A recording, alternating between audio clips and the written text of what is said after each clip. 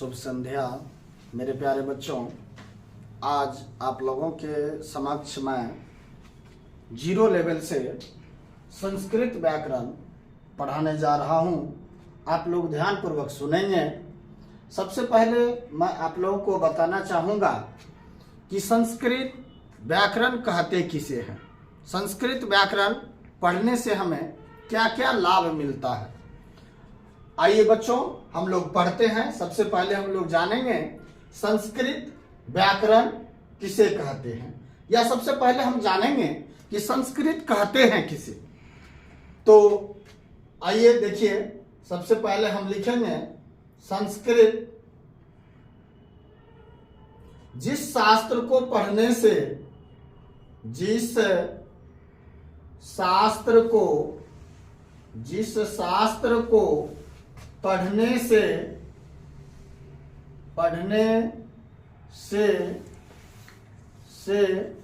हमें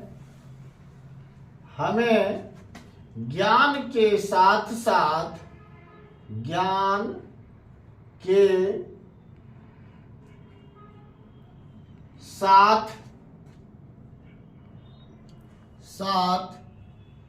संस्कार की भी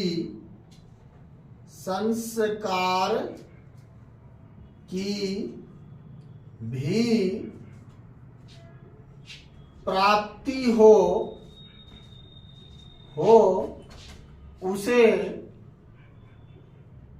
उसे संस्कृत कहते हैं।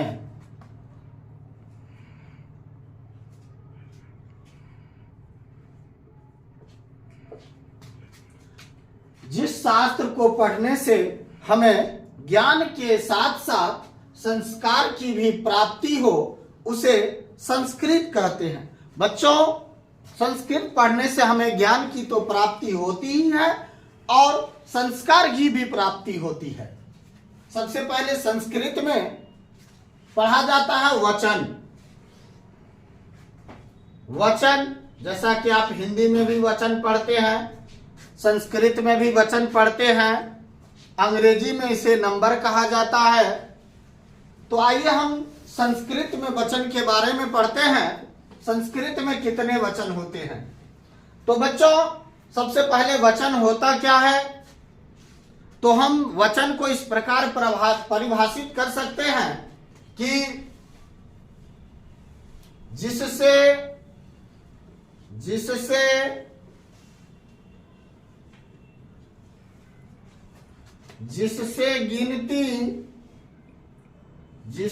गिनती या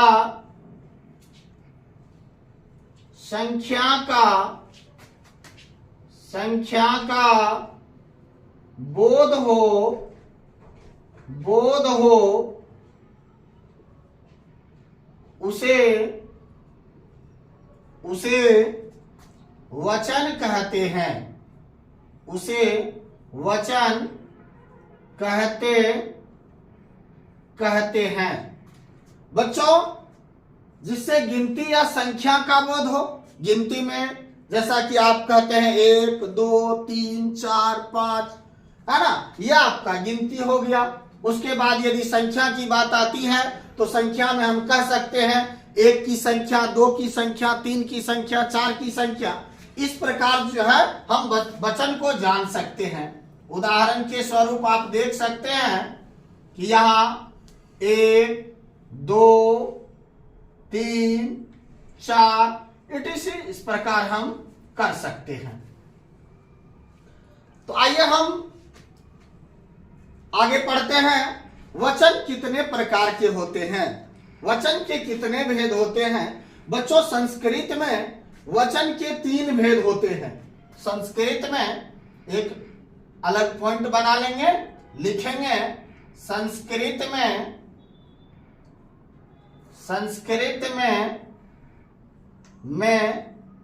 तीन वचन होते हैं। 3 वचन होते हैं। संस्कृत में 3 वचन होते हैं। प्यारे बच्चों मेरे साथ आप लोग भी दोहराएंगे, तब आपको याद करने में आसानी होगा। आपको अत्यधिक परेशान होने की आवश्यकता नहीं है। मेरे साथ यदि मैं शब्द को दोहराता हूं, आप भी मेरे साथ उन शब्दों को दोहराइए। एक शब्द को 2 बार 3 बार यदि आप पढ़ लेते हैं तो आपको याद करने की आवश्यकता नहीं होगी। तो पहला में हम लिख सकते हैं कि एक वचन, एक वचन, एक वचन। दूसरा हो जाएगा द्विवचन, द्विवचन। और तीसरा हो जाएगा आपका बहुवचन, बहुवचन। मेरे प्यारे बच्चों, नाम से स्पष्ट है आपका वचन। एक वचन में क्या होता है? एक का बोध होता है। द्विवचन में 2 का बोध होता है और बहुवचन में 2 से अधिक का बोध होता है।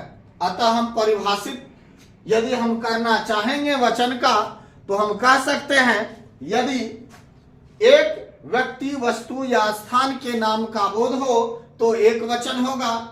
जिससे किसी 2 व्यक्ति, वस्तु एवं स्थान के नाम का बोध हो उसे द्विवचन कहते हैं। और जिसे 3 या 3 से अधिक का बोध हो उसे बहुवचन कह सकते हैं। 2 से अधिक का बोध होगा तो बहुवचन, 3 या 3 से अधिक का बोध होगा तो फिर बहुवचन। आपको नाम से स्पष्ट हो जा रहा है।